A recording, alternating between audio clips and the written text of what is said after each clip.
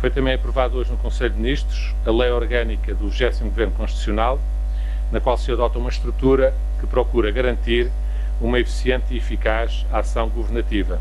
Em paralelo, aprovou-se também o regimento do Conselho de Ministros, que não tem alterações relativamente ao da anterior legislatura. Foi também aprovado hoje no Conselho de Ministros uma resolução que atribui à Sra. Ministra da Cultura, Igualdade e Cidadania a coordenação política do Grupo de Trabalho para a Agenda Europeia das Migrações. Como se recordarão, estava cometido desde o início do mês de setembro esta coordenação política ao Sr. Ministro Adjunto e do Desenvolvimento Regional, que já não está no Governo, nesta nova composição governamental. A área das migrações passou para a tutela da Sra. Ministra da Cultura, Igualdade e Cidadania, e é nesse sentido que o Conselho de Ministros hoje transferiu a coordenação política desta matéria para a Sra. Ministra. Foi também hoje aprovado em Conselho de Ministros um conjunto de medidas concretas para minimizar os prejuízos provocados pela intempérie que afetou o município de Albufeira no passado dia 1 de novembro, e o Sr. Ministro da Administração Interna de seguida também far-vos-á a apresentação das medidas hoje adotadas pelo Conselho de Ministros. Eu peço à Sra. Ministra de Estado das Finanças para vos fazer então a apresentação das matérias de natureza financeira que o Governo hoje aprovou em Conselho de Ministros para evitar a ruptura orçamental a partir do início de 2016. Muito obrigada, Sr. Ministro. Boa tarde. Nesta altura em que estamos, portanto, estamos já quase em meados do mês de novembro, já é manifestamente impossível que exista um orçamento de Estado para 2016 que possa ser apresentado, discutido e aprovado para entrar em vigor no dia 1 de janeiro de 2016. Por essa razão e pela urgência que esta matéria tem, o Governo entendeu aprovar hoje um conjunto de medidas que acautelam o risco de ruptura financeira do orçamento do próximo ano, dado um conjunto de medidas cuja caducidade ocorreria se nada fosse feito a partir do dia 31 de dezembro deste ano. Esta é uma atitude de responsabilidade do Governo, de respeitar, de garantir que estão criadas as condições para que sejam respeitados os compromissos assumidos em matéria de consolidação orçamental e incidem sobre as seguintes áreas. As reduções remuneratórias que estão em vigor já há vários anos começaram a ser revertidas este ano de 2015 em 20% e, respeitando esse mesmo gradualismo, propõe-se que no ano de 2016 sejam novamente revertidas em mais 20%, ou seja, a redução remuneratória já será inferior em 40% a partir de 1 de janeiro de 2006, face àquilo que vigorou no passado até ao início deste ano. Temos depois uma outra medida que é a contribuição extraordinária de solidariedade, que incide em 2015 já apenas sobre as pensões de valor mais elevado e que se propõe que em 2016 essa contribuição seja reduzida para metade. E eu recordo que ambos estes compromissos e alguns outros são os que estão inscritos no Programa de Estabilidade, que foi apresentado aos portugueses e ao Parlamento em abril deste ano e que foi, à data, remetido para Bruxelas. Existem depois um conjunto de medidas do lado da Receita que se mantêm em vigor inalteradas face a 2015, que são a contribuição para a indústria farmacêutica, um adicional em sede de imposto único de circulação, o adicional à taxa do imposto sobre os produtos petrolíferos e energéticos e a contribuição sobre o setor bancário.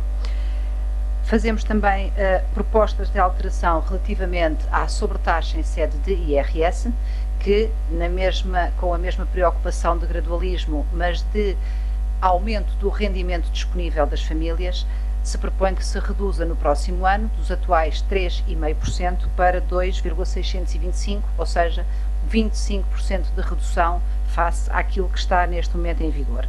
A contribuição extraordinária sobre o setor energético, tal como constava do Programa de Estabilidade, também continuará a existir no próximo ano, reduzida esta em 50%.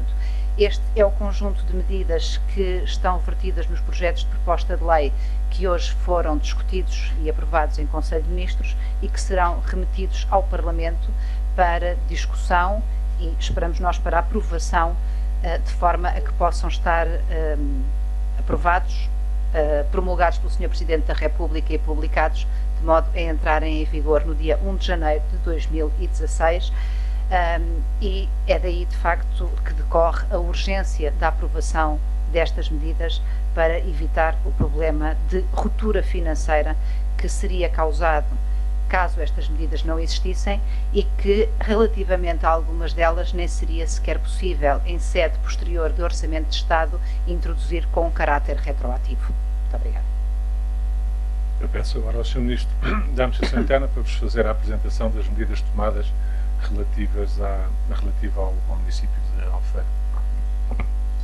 No domingo passado, Albufeira, como todos sabemos, foi atingido por uma grande intempérie que, no fundo, atingiu dimensões de catástrofe. Na segunda-feira, o Governo, através do Ministério da Administração Interna, foi ao local, por um lado, para dar solidariedade às pessoas e, por outro lado, para fazer a observação in loco com vista a ter a dimensão, pelo menos aproximada, da situação.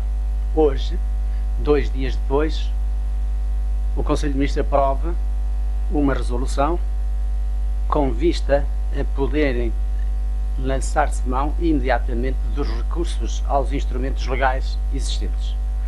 São 3 que estão desde já autorizados. A conta de emergência, titulada na Autoridade Nacional de Proteção Civil, o Fundo de Emergência Municipal, que é na tutela da Direção-Geral da Administração Local, o Fundo de Socorro Social no Ministério de Solidariedade e Segurança Social.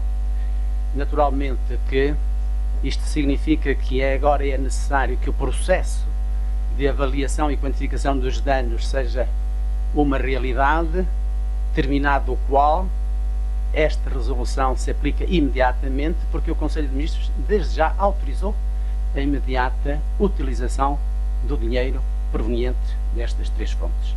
E para isso há uma comissão interministerial constituída pelo Ministério das Finanças, pelo Ministério da Administração Interna, Administração Local e Segurança Social, exatamente para fazer a coordenação política de todo este processo, a fim de a aplicação prática destes instrumentos poderem ser uma realidade, e uma realidade imediatamente a que, findo esse processo, não haja qualquer atraso, e assim minorar, obviamente, os danos às pessoas, quer danos pessoais, quer danos patrimoniais. Ficamos à vossa disposição. Está ligado? Ok. Sérgio Gonçalves, da agência Reuters. Eu tenho uma pergunta para a Sra. Ministra das Finanças, uma ou duas, e uma pergunta para o Sr. Ministro.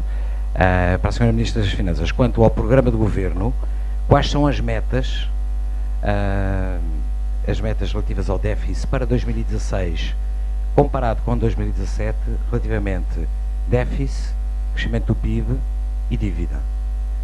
E para o Sr. Ministro, se acha que, em relação a 2015, hoje a Comissão Europeia fala de um déficit de 3%, como meta, agora da Comissão Europeia, se este déficit de 3%, só para tirar dúvidas, já permite ao país sair do procedimento de déficits excessivos ou não? Ou tem que ser inferior? Quanto ao Sr. Ministro, se a aprovação deste programa não pode ser um ato sem consequência política, porque aparentemente poderá haver o derrubo do governo na próxima terça-feira e a possibilidade de haver um governo de esquerda que terá outro programa naturalmente. Se a questão é se o que é que o governo espera que aconteça na próxima terça-feira no Parlamento Português, e se ainda está disponível para fazer a tal ponte eventual com o Partido Socialista para viabilizar este programa. Já agora, só uma pequena pergunta outra vez para a Sra. Ministra, vai enviar este programa para as metas do orçamento, um draft, qualquer coisa, com estes números que saiu do programa para Bruxelas? Obrigado. Eu vou começar por responder, independentemente depois da Sra. Ministra também ter questões para lhe clarificar. Sobre a questão do programa de governo, e começando por dizer que percebo que os jornalistas tenham naturalmente, tendo sido hoje aprovado o texto do Conselho de Ministros, a função de tentar obter informações sobre o programa de governo, como compreenderão, o Governo não fará a indelicadeza de dar conhecimento através da comunicação social antes de o entregar na Assembleia da República. E, portanto, o programa de Governo será entregue em primeira mão na Assembleia da República, amanhã. Como disse, o que está acertado com o Sr. Presidente da Assembleia da República é que isso ocorrerá no final da manhã, e o Governo, até lá, não adiantará matérias que constam do próprio programa de Governo, por respeito institucional, naturalmente, com a Assembleia da República. De qualquer maneira, há uma questão que colocou relativamente à questão das metas, que a Sra. Ministra não deixará de esclarecer, até porque não tem que ver exclusivamente com o programa de Governo, tem que ver com a situação em que o país se coloca, nomeadamente relativamente aos compromissos europeus. A Sra. Ministra terá seguramente a oportunidade de clarificar essa matéria. Relativa a outra questão que me coloca ainda sobre o programa de Governo digamos, sobre os desenvolvimentos políticos que podem acontecer durante a semana que vem, quando do debate na Assembleia da República do programa de Governo. Naturalmente que aquilo que o Governo espera é que o seu programa possa ser, na sequência da vitória eleitoral que a coligação que apoia este Governo teve em 4 de outubro, que o programa de Governo que é apresentado e que, genericamente, como não podia deixar de ser, é fiel àquilo que foram os compromissos com que a coligação que apoia este Governo se apresentou perante os eleitores. Não vamos defraudar os eleitores que deram a vitória à coligação no dia 4 de outubro e, portanto, a consequência política normal do debate parlamentar é aquilo que resultar da decisão política dos grupos parlamentares representados na Assembleia da República. Não me compete a mim, obviamente, antecipar aquilo que são as posições que os grupos parlamentares da Assembleia da República vão tomar. Da parte do Governo, isso sim, o que eu lhe posso dizer é que este programa de Governo está feito numa perspectiva de uma governação para a legislatura, uma governação em linha com aquilo com que nos apresentámos perante os portugueses e que foi sufragado nas eleições de 4 de outubro. A última questão que me colocou foi se há disponibilidade da parte do Governo para manter linhas de convergência com o Partido Socialista, pois com certeza que sim. Como o Governo disse desde a primeira hora, logo após o ato eleitoral, a leitura política correta que se deve retirar do ato eleitoral é de que um Governo de maioria relativa é um Governo que necessariamente tem que ter uma postura de abertura permanente ao diálogo e ao compromisso com as outras forças políticas e, naturalmente, com as forças políticas que mais se identificam com os objetivos de desenvolvimento e de modelo de sociedade e de Estado social de mercado que existe em Portugal e, portanto, particularmente, que foi a sua questão que me colocou com o Partido Socialista, a nossa disponibilidade é uma disponibilidade permanente. Bem sei que o compromisso terá sempre que ser uma via com 2 sentidos e neste momento só tem havido um sentido, que é o sentido do Governo, do lado do Governo. Do lado do Partido Socialista não tem havido até ao momento, e espero que essa posição a bem do futuro do país possa reverter, não tem havido até ao momento essa disponibilidade. Mas isso, eu respondo pela parte do Governo, essa disponibilidade existe desde o primeiro momento e continuará a existir sempre, porque o que está em causa, naturalmente, não é o posicionamento ideológico dos partidos que apoiam o Governo, o que está em causa é a governabilidade do país e é a estabilidade e a continuidade da recuperação económica e da recuperação de rendimento para os portugueses. Peço à Sra. Ministra para responder às outras partes da sua pergunta. Muito obrigada, Sr. Ministro.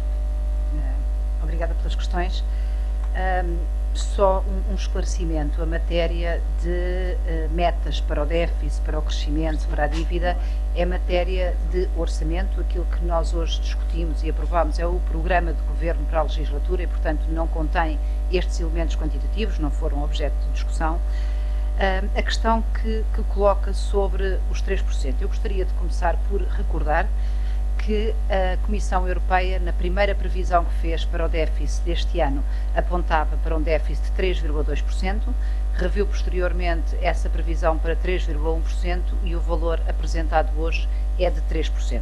Nós mantemos o nosso compromisso e o nosso objetivo de ficar abaixo dos 3% e, portanto, reiteramos esse compromisso, sendo, no entanto, de assinalar que a Comissão, à medida que revê a informação e que vai tendo conhecimento da execução orçamental, cada vez mais se aproxima daquela que foi a meta que traçámos desde o início na elaboração do orçamento para 2015.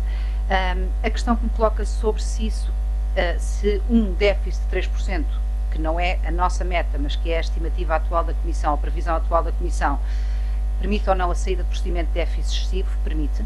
Aquilo que a regra diz é que o déficit não pode ficar acima de 3% e que tem que ter uma trajetória descendente para o futuro.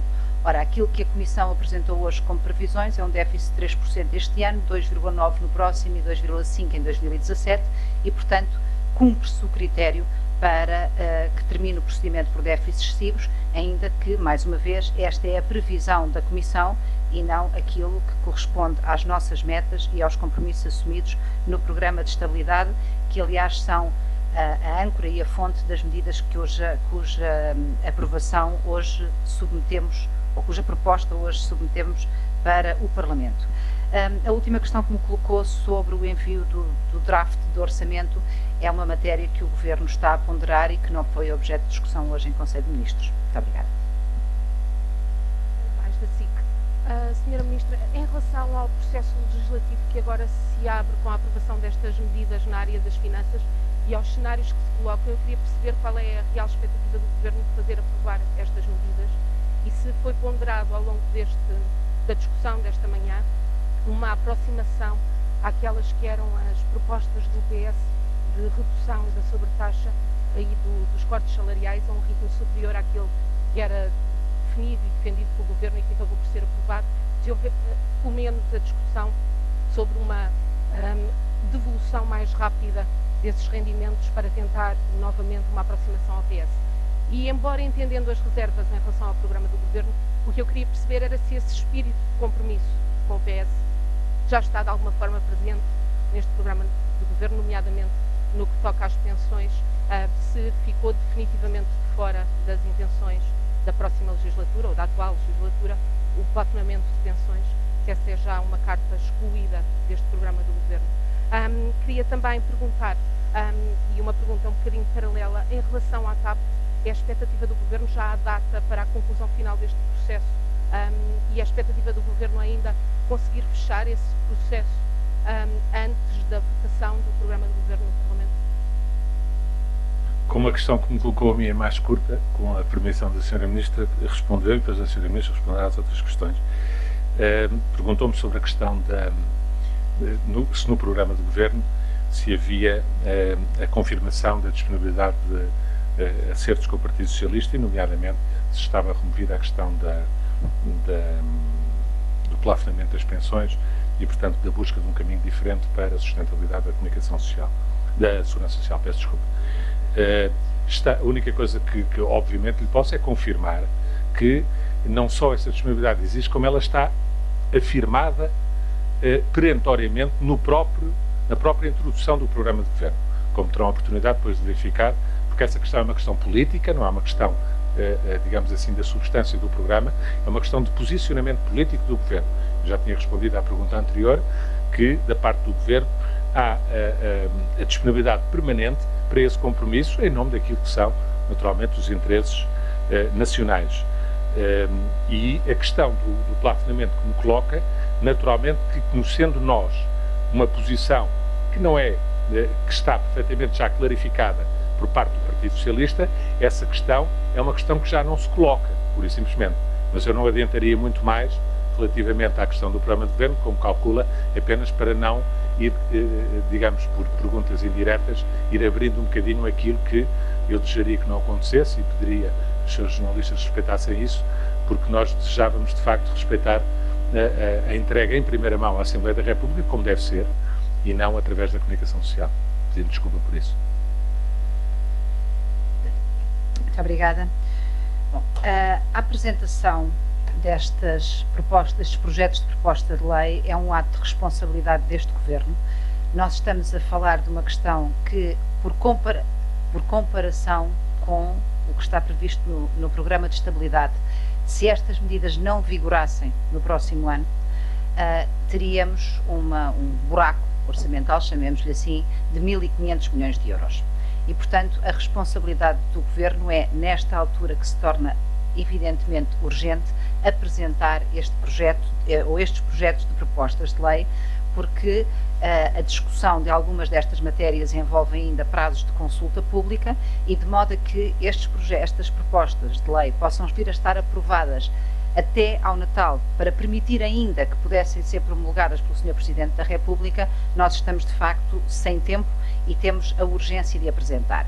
E essa é a responsabilidade que o Governo assume de colocar ao Parlamento uma matéria que nos parece da maior relevância para o cumprimento dos nossos compromissos em matéria de trajetória de consolidação das contas públicas e a urgência justificada por razões de calendário. Mas isto são propostas de lei, ou seja, são remetidas para o Parlamento para que no Parlamento possam ser discutidas. E caberá ao Parlamento fazer essa discussão, caberá aos senhores deputados apresentarem as propostas de alteração que possam entender colocar, e essa discussão que será tida em sede de Parlamento tem naturalmente a abertura por parte do Governo, mas terá com certeza também por parte dos deputados da maioria em sede parlamentar. Mas é uma matéria que é remetida para discussão parlamentar. Quanto à questão do processo da TAP, não está determinada ainda a data, o processo continua, estará previsivelmente perto da conclusão, mas ainda não há uma data marcada para a conclusão final ou para a assinatura final do negócio. Se me permite, antes de passar à próxima pergunta, só complementando o que disse a Sra. Ministra, as próprias exposições de motivos das propostas de lei que agora são remetidas ao Parlamento expressamente referem a total abertura da parte do Governo para, em sede parlamentar, equacionar medidas alternativas ou medidas qualitativamente ou quantitativamente diferentes, quantitativamente para responder à questão que colocou do ritmo a que estas medidas, a recuperação dos rendimentos se pode ser acelerado ainda mais do que aquilo que é proposto aqui. Tudo isso é matéria que expressamente terá que ser debatido no Parlamento, colocando responsavelmente, como é natural, o Governo, apenas uma questão, que é acelerar o ritmo, pressupõe encontrar outras medidas que permitam salvaguardar esta ruptura potencial de mais de 1.500 milhões de euros que a inação, ou seja, nada fazer até o final do ano, implicará. E isso é que, responsavelmente, este Governo não assume, seguramente. Entendemos, o Governo é um Governo que foi empossado pelo Sr. Presidente da República na semana passada, portanto, independentemente de estar em gestão, tem a obrigação de acautelar o futuro do país, como é evidente. E, responsavelmente, sabendo nós que isto são matérias que não são da responsabilidade da competência legislativa exclusiva do Governo, são da competência da Assembleia, o Governo o que precisa é de colocar o assunto à Assembleia para que a Assembleia faça o seu trabalho legislativo, faça a sua discussão política e encontre as soluções adequadas. A única questão que para nós aqui completamente relevante é que aquele que vier a ser a solução, aquela que vier a ser a solução encontrada na Assembleia da República, não ponha em causa a recuperação económica e a consolidação das contas públicas, que são fundamentais para a melhoria de rendimento dos portugueses e a melhoria da competitividade do país.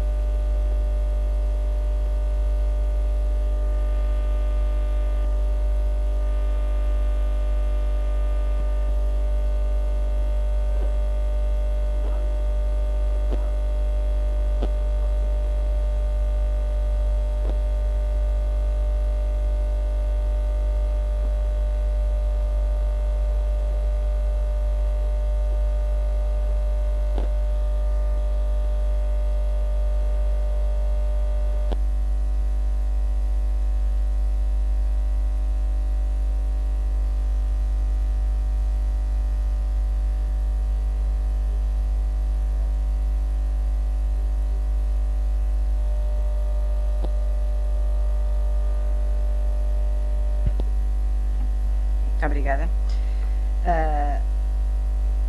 Naturalmente que me preocupa, que nos preocupa um cenário em que não seja possível continuar a trajetória de consolidação das contas públicas, porque isso implicaria o não cumprimento de compromissos que Portugal assumiu enquanto membro da União Europeia e da área do euro, e isso tem, obviamente, consequências em matéria da confiança, não só dos agentes externos, mas também da confiança dos portugueses.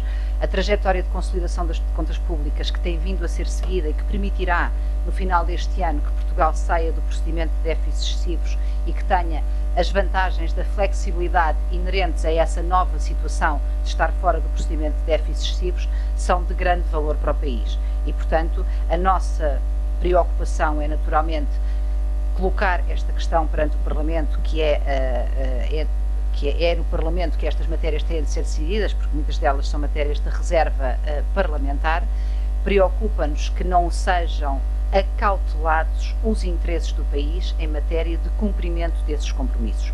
O espírito de diálogo, de abertura que manifestamos para discutir, tem a ver com a possibilidade de serem encontradas soluções distintas daquelas que agora são propostas, mas a ênfase na importância do cumprimento dos compromissos e da manutenção do caminho que vem vindo a ser seguido para o futuro dos portugueses nunca é demais realçar. A abertura é para que possam eventualmente ser equacionadas alternativas distintas para que os mesmos objetivos sejam alcançados, porque isso é fundamental para os portugueses. Obrigada. Pergunta-me relativamente à questão do programa de governo, indiretamente, no fundo, uma questão que é uma questão política e que eu penso que já tinha respondido, mas que reafirmo. O programa de governo, expressamente no seu próprio texto, reafirma a abertura total ao compromisso, nomeadamente com o Partido Socialista, porque é aquele que se identifica claramente em termos de metas e de posicionamento e de modelo de sociedade com aquilo que a coligação que venceu as eleições propôs aos portugueses. Está expressamente reafirmado no programa do Governo essa abertura ao compromisso, como não podia deixar de ser, porque é evidente que um programa de um Governo que tem uma posição de maioria relativa apenas, não pode deixar para acautelar a governabilidade e para se projetar para governar durante toda a legislatura, não pode deixar de ter uma atitude permanente de diálogo e de compromisso. E, portanto, isso próprio vem reafirmado no programa de governo. A resposta ao pedido de calamidade já está dada. É possível disponibilizar imediatamente o dinheiro necessário para cobrir estes danos, repor a normalidade das condições de vida, minimizando os danos, através dos instrumentos que inicialmente disse. Quanto ao mais, é preciso saber distinguir o essencial do acessório. O meu essencial está aqui confirmado. Fui ao local, prestei a solidariedade, inteirei-me da situação, cabia-me tomar medidas, em 2 dias as medidas estão tomadas.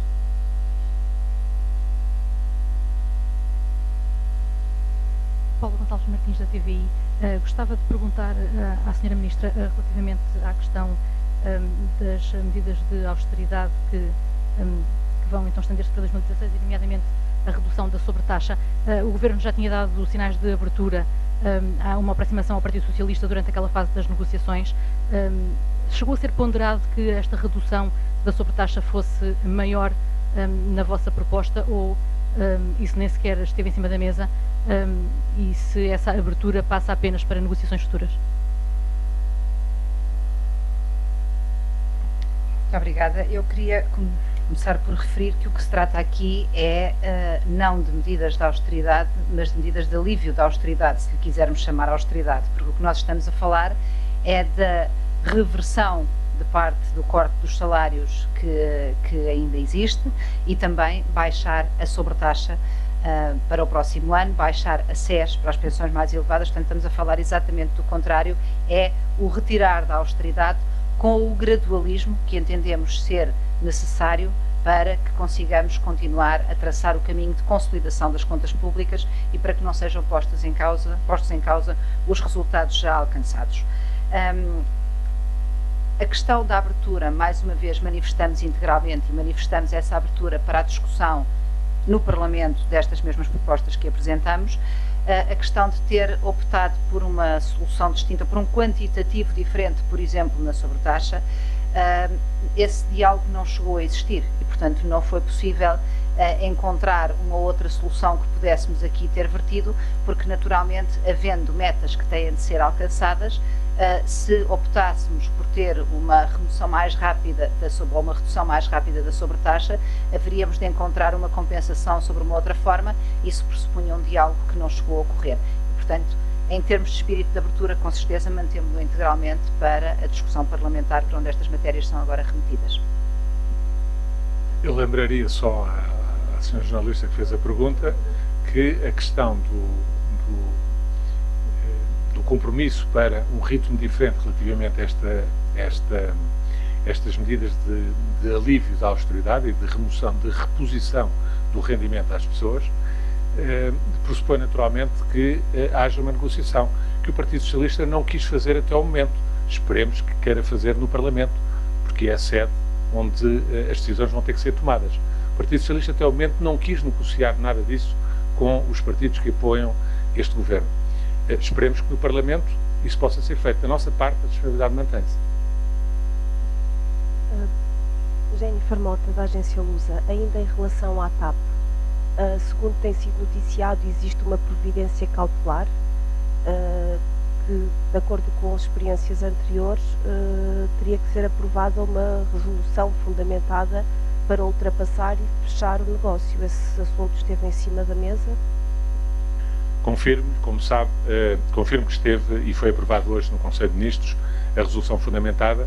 Como sabe, tratando-se de uma deliberação que tem que ver com uma peça processual para apresentar junto dos tribunais, nunca é matéria que conste dos comunicados do Conselho de Ministros, porque não são diplomas para serem publicados, são peças processuais para serem entregues no tribunal.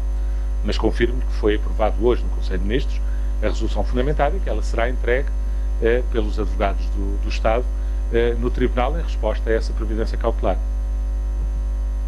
Como habitualmente, como já aconteceu, como sabe, no caso da TAP, já é para aí a 5ª ou a 6ª providência cautelar ao longo deste processo e o procedimento tem sido sempre o mesmo. O argumento também é o mesmo. Peço desculpa? O argumento que o Governo utiliza para a resolução fundamentada também é o mesmo?